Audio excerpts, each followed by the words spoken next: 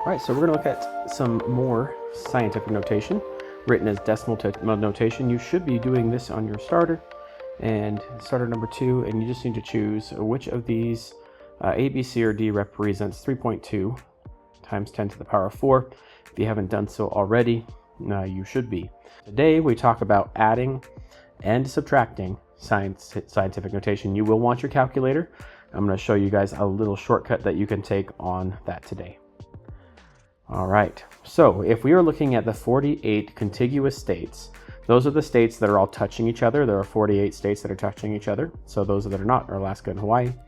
If you take a look at this, it says that the contiguous states have a combined area of about 3.12 times 10 to the power of 6. The area of Alaska is about 6.63 times 10 to the power of 5. And then it says how many fewer square miles in area is Alaska than the 48 contiguous states. So this is going to actually be a subtraction problem. So if we were to compare these already, the contiguous states have this many square miles, and then Alaska has this many square miles. We already know which one's bigger, and we just want to know how much smaller is Alaska, right? Not how many times smaller it is, but how much smaller is it, right? How many fewer square miles? So this is not a multiplication problem or a division problem. This is a subtraction problem.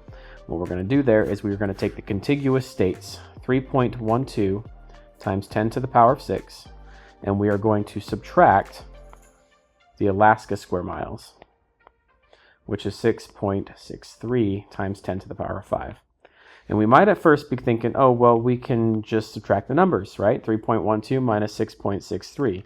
Well, hold on. That would give you a negative number, and that wouldn't make sense because we're actually taking a bigger number minus a smaller number, right? And also you can't have negative square miles.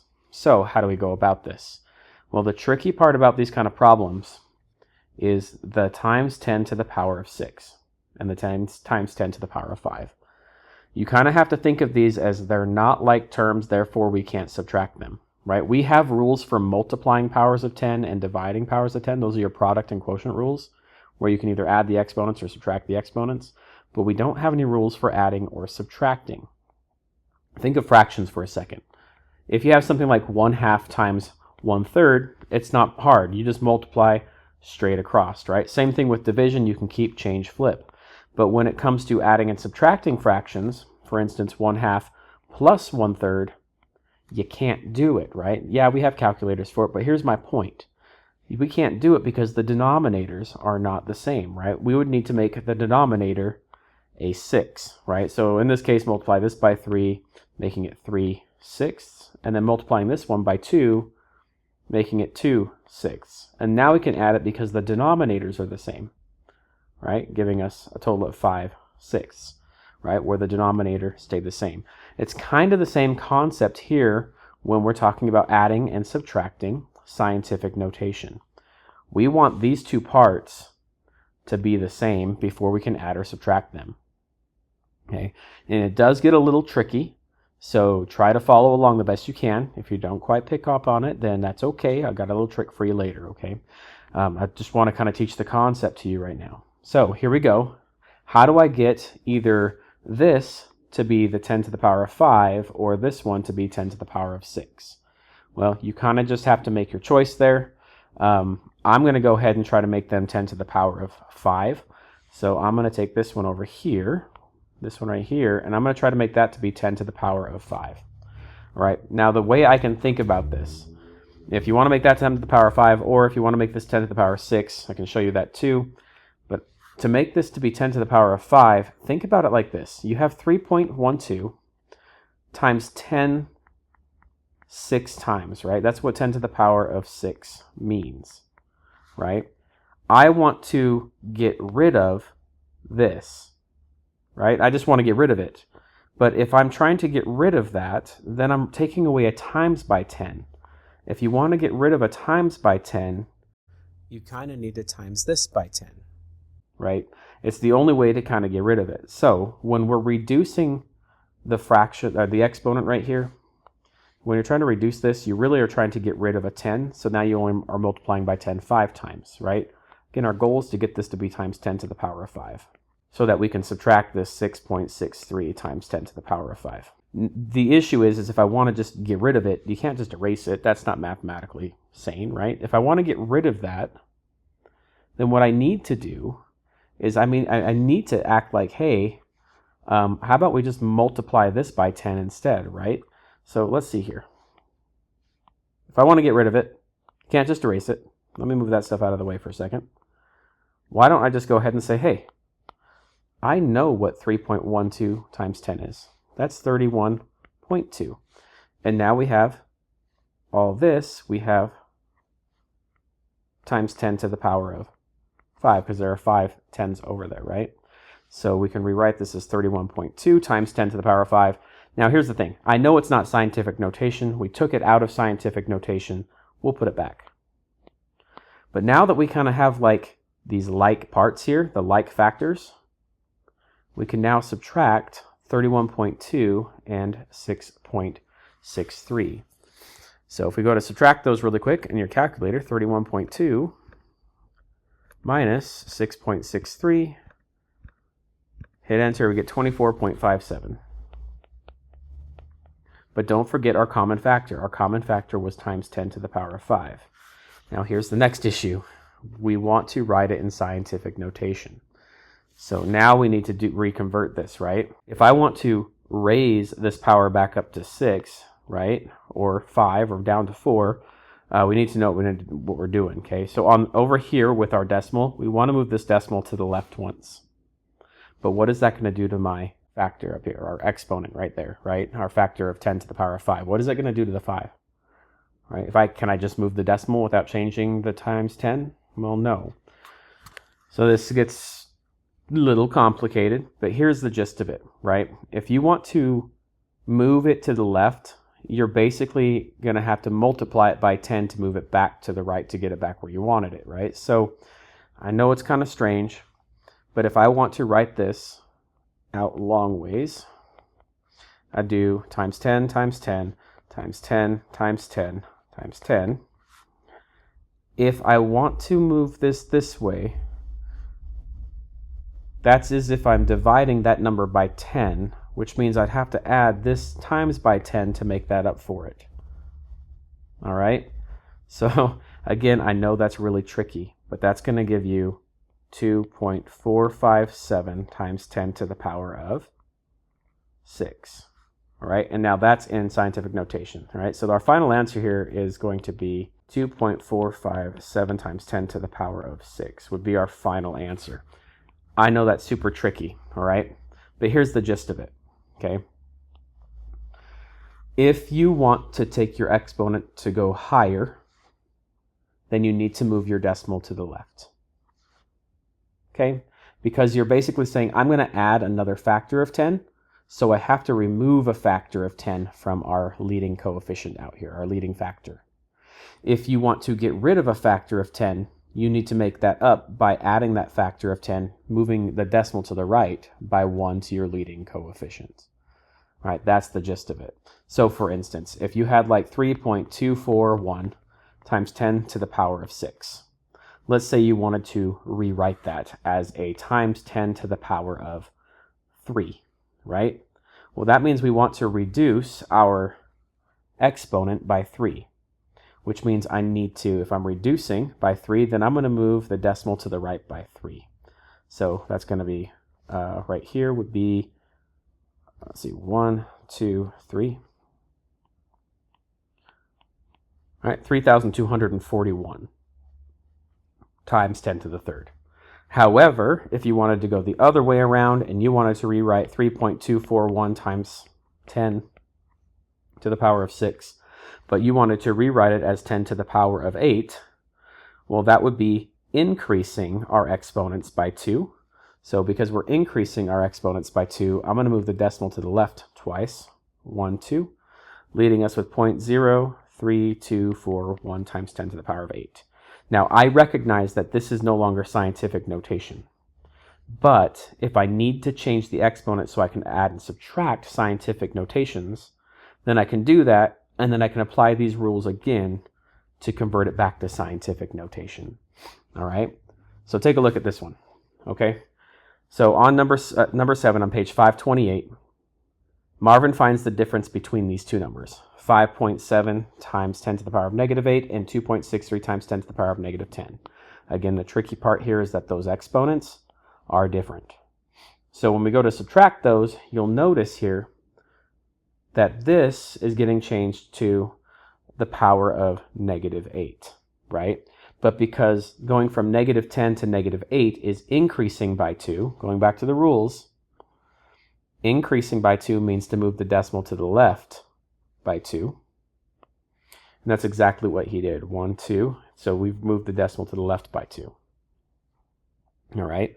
But now that they're alike, the exponents are alike, we can just do 5.7 minus this 0.0263, which gives us 5.6737 times 10 to the power of negative 8. And what's nice about this is that he didn't have to convert back to scientific notation. And yeah, he did use the distributive property to kind of pull this factor out, but basically you can think of these right here, these 10s to the power of negative 8 as like terms, and that's why we can add and subtract them. Okay, I want to show you the little trick. You ready? You guys have your calculators. I have this calculator here. You can also find this on our Canvas website on the homepage. So if you need one at home, you can use it. But I want to show you something. You can actually do these right in your calculator. Right? I'm going to do the same problem here. I'm going to do 5.7. I'm going to type that here. Times 10 to the power of, that's a negative 8. Come out of the exponent, okay? Because right now it's up in the exponent. I'm going to hit this next arrow. And then I'm going to subtract the 2.63 times 10 to the power of, that's negative 10. So I'm not even going to do any of the conversions here for this one. I'm going to hit enter, and I get this nasty number, right? Now, can we convert that to standard form? I mean, we've been doing that for 3 days, right? So this is going to have to move the decimal over. 1, 2, 3, 4, 5, 6, 7, 8. And because we're converting a very small number, that's going to be times 10 to the power of negative 8, which is exactly what we have right here. Here's another little trick for you. You can convert that to scientific notation, but you can actually convert this to scientific notation in your calculator. You ready? Click the mode button. You see that little SCI right there? We're going to go down, click that over, and click enter. And then we're going to hit clear to get out of here. And now every time that I type in a number, if I click enter, oh my goodness, would you take a look at that? It converted it to scientific notation for me. If you want to get rid of the scientific notation, go back into mode and go back to normal. I highly recommend that you pause this video and just try this out, okay? You can actually do all your scientific notation information right in your calculator and not have any issues with it, but it's going to take practice to know how it works, all right? Let's take a look at this next problem. All right, we have a panda that has a mass of 105 grams when born. It has a mass of 9.2 times 10 to the power of 4 grams when it's fully grown, which is the best estimate of the difference in kilograms, right? Well, there's a couple things we could do. There's some numbers here that you got, note this, it asked for it in kilograms and we're given things in grams. We want to find the difference, so we're going to have to subtract. So which one's bigger? This one's going to be bigger. So this is going to be 9.2 times 10 to the power of 4 minus this 105 grams, which we could write as times 10 to the power of 0 if we would like to, right? Well, let's convert. We can either bring this down to times 0, or sorry, to the power of 0 and bring the decimal down, or we can bring this up to the power of 4. Because none of these have the power of 10 in them, and I'm going to have to convert it to kilograms anyway, right? I'm just going to bring this one down from 4 to 0. So I want to rewrite this as 10 to the power of 0. And because that's bringing the exponent down, again, because it's bringing it down, I'm going to move the decimal to the right that many times, which means moving this 9.2 and 1, 2, 3, 4, meaning this is going to be 9, 2, 0, 0, 0. Why did I write 2, 2? I don't know. 9, 2, there we go. And then minus 105 times 10 to the power of 0. And then you can do your 92,000 minus 105. All right, so that comes out to 91,895. But now remember that this is 91,895 grams. And because 1,000 grams is 1 kilogram, how many times does 1,000 go into this? It just basically means 91 times, but we're going to round this up to 92 kilograms. All right. Now this one's a little tricky because it has a conversion in it, but there's the idea. Can you go ahead and type this problem directly into your calculator to get an answer? Yes, but you would get 92,000, but that'd be 92,000 grams. 92,000 grams as kilograms would be 92 grams. All right, a river starts by flowing south for about 1.1 times 10 to the power of 7 feet. Then it flows southeast for about 3.2 times 10 to the power of 6 before it empties into the ocean. What is the length of the river? This is actually sounding like we're adding, right? It's flowing south, and then it goes southeast. But this is an addition problem. How long is that river? So we're going to add these two numbers. And instead of doing the conversions, I'm going to go straight to the calculator this time to kind of speed things up. You got 1.1 times 10 to the power, the power of, what do we got, 7? And then we're going to add this because we want the full length of the river. 3.2, if I could type on this thing, that'd be great. Times 10 to the power of 6. And it gives me this number, and you can either take this number, that's 5 zeros, and convert it right away. 1, 2, 3, 4, 5, 6, 7. So it's going to be 1.42 times 10 to the power of a positive 7. Or you can go in your calculator, click mode, go down to scientific notation, click enter, clear to get out of this menu, and you can just click enter again. And you'll see that's exactly what I got, 1.42 times 10 to the power of 7. All right, this one, the population of Kansas City, Missouri is about 4.9 times 10 to the power of 5.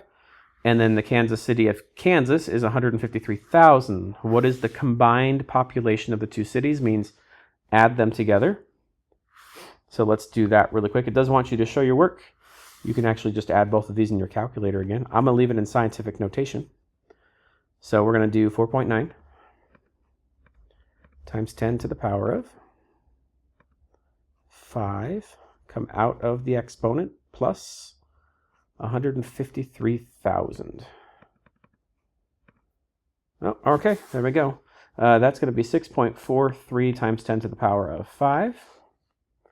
What's neat about this one is that if you actually convert this, 1, 2, 3, 4, 5, you end up with 1.53 times 10 to the power of 5, plus Missouri's one, which is 4.9, times 10 to the power of 5. The power parts here are already the same, so there is no conversion needed.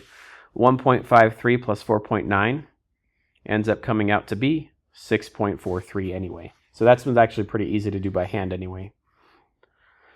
All right, it says that the state of Missouri has a population of a little more than 6 million people. About how many people live in Missouri, but not in Kansas, or Kansas City, but not in Kansas City, Missouri? Goodness. So we need to subtract the Kansas City, Missouri. We're going to start with 6 million. And we're going to subtract the population of Kansas City, Missouri, which will be 4.9 times 10 to the power of 5, which we can do in our calculators. 6 million minus 4.9 times 10 to the power of 5. There we go. And so this comes out to be 5.51 times 10 to the power of 6. Or if you wanted to know the number, just change your mode back to normal and see if that actually converts for us. Just click enter again, which is 551 and then 000, 4 zeros, sorry. So that is 5,510,000, right? Or you just could have converted this one by moving the decimal back to the right. All right, a couple more. Two numbers are written in scientific notation. What must be true of their powers of 10 before you can add or subtract the numbers using scientific notation? Well, their exponents must be the same. That's been this whole conversation. If the exponents are not the same, then you have to start converting them, right? That's what we talked about at the very beginning of the lesson.